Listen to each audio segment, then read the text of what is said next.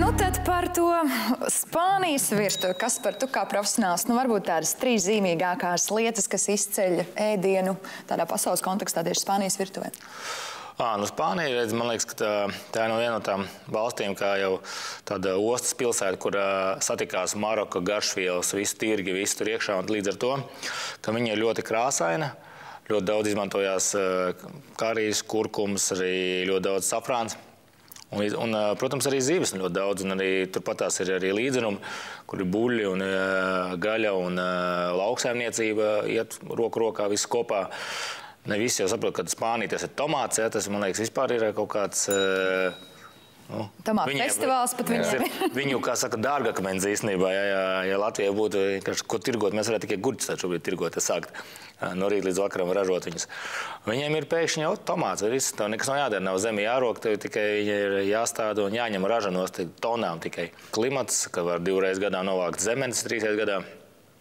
Un līdz ar to Spānija kļūst par tādu baigi tādu piesaistošu valsts, ka viņai ir tik plašs tas horizonts ar tām visām iespējām. Ka jebkurā tu ceļojot pa Spāniju, tu arī, saku, iebraukt pie fermeriem, paēst gaļu, prošuto, šķiņķi, visu tā kultūra ar to gaļu, to vītināšanu vispārējo, kas, lēnāk šobrīd nāk pie mums, kad arī pie mums mācās.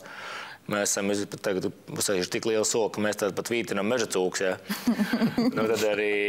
Tad es domāju, ka tas ir tāds, jā, segments, par ko ir jārunā, jāskatās. Un otrs tas, ka Spānija šobrīd ir jau ilgus gadus kulinārijā pirmajā vietā. Ak, tā izrādās. Jā, Spāņu restorāna tāds pamatlicējs, teiksim, pirms 10 gadiem restorāns El Bulli. Jūs zināt, tās bija tāds Spānijā. Viņš ilgus gadus bija pirmajā vietā pasaulē un radīja apvērsumu tādā molekulārajā virtuvē, kuru līdz šai dienai visi mēģina izprast. Tad arī tāds pārsteigumu virtuvi. Spāņi baigi tādi ir ļoti radoši pie ēdiena.